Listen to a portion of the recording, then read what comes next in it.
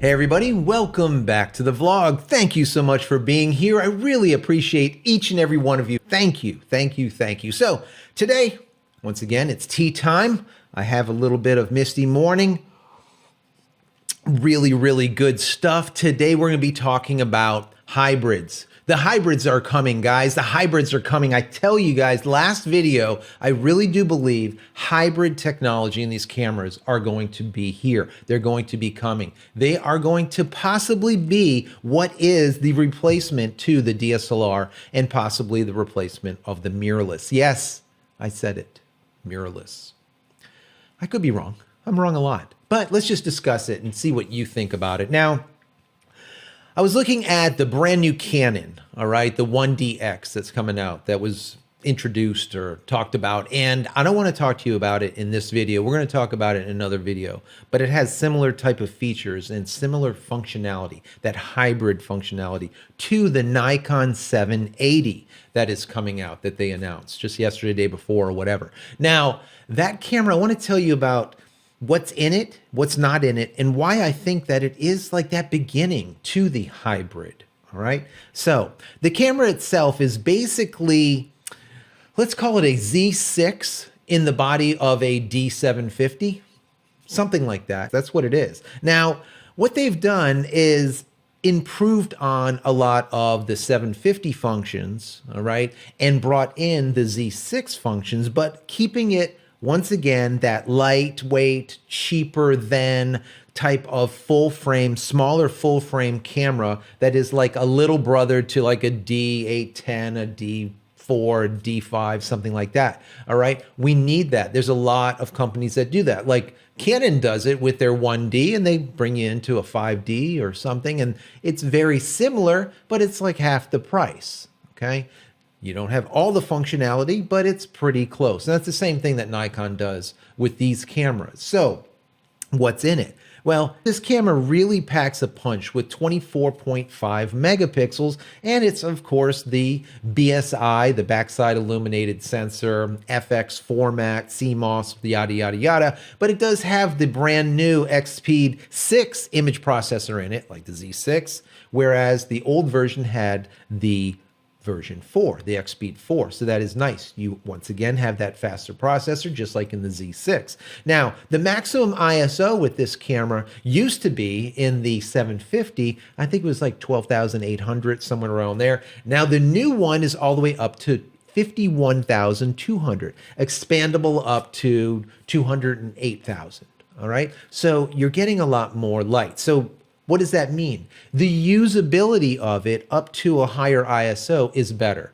So if you had a D750 and you were shooting at, let's say, 1600 and 3200, and that's the highest you want to take it before it starts getting grainy, you'll be able to take this one up to probably 6400, maybe even ISO 12,800, and still be able to get a usable photo. It also will shoot 7 frames per second. That's full resolution, which is not bad for continuous shooting. It's not that great either, but it's okay. It has 51 points of autofocus system, 15 cross type on the sensor, which is nice, but it has the same enhanced autofocus algorithm, same enhanced autofocus system as the D5. That can actually autofocus down to -4 EV. That is really powerful, guys. That is really good. Also, for all of those pros out there, we do have dual card slots. Hello. So many people want them and they stick them in there like they should, and they did. They are UHS-2 card slots, which is great, and they're both UHS-2. So for the pros, this is really good. Now, where things get fantastic here, where it really changes, where everything changes, is when we go into live view mode with this D780. Live view mode is basically a hybrid of the mirrorless technology that we see in the Z6, right? There's a lot of features in here that are very similar. So to start out with, it has the same 2,733 points of hybrid AF, the same as in the Z6. Interesting. right? It also will cover 90% of that sensor, that AF, that hybrid autofocus system. Now it does have eye detect AF. This is the first time that we've seen eye detect AF in any DSLR from Nikon. That is cool, guys, right? That is once again brought in from the mirrorless technology. That's just smart. Once again, very hybrid-esque, right? Very hybrid-esque. Now, the shooting speed, that continuous shooting, from 7 frames per second, now in live view mode, we're all the way up to 12 frames per second. Now we're getting somewhere. Of course, you don't have the flappy mirror in there because we are using a electronic shutter at this point, but still 12 frames per second. If you need it, it's there. That is really nice. Also, video features, it really shines. Just like the Z6, we're sitting at 4K at 30p. And if you want to do slow-mo, it will do it. 1080 at 120p. You seeing where I'm going with this? This DSLR is sounding less and less like a DSLR, right? Or a hybrid DSLR. Also, it will shoot 10-bit, and it does do log. So it has N-log as well as hybrid log gamma, which is nice. Focus peaking, guys. Love it. Focus peaking. Zebra stripes to get them just right. I love zebra stripes. It has it. Now, where I think they should have improved here on is that tilt screen. The tilt screen is a 3.2, beautiful, beautiful tilt screen. But as far as I see here, it tilts one way. Why? Fully articulating. 2020. Fully articulating. If you want to use it as a vlogging camera, or you want to use it to do what I'm doing here and you want to be able to see yourself, you can't. You have to attach some type of viewing device, right? An external monitor to it to use it. I hate that. Just put a flippy in it, all right? It doesn't take much. Put a flippy in it. All right, just simply makes sense to me. Now, it does still have all the same awesome weather sealing like it should. They're saying a battery life of up to, I think it's rated to like, I think 2,200 shots, 2,260 shots or something. That's a ton. So you know the battery is working great in this. It's not using a lot of power.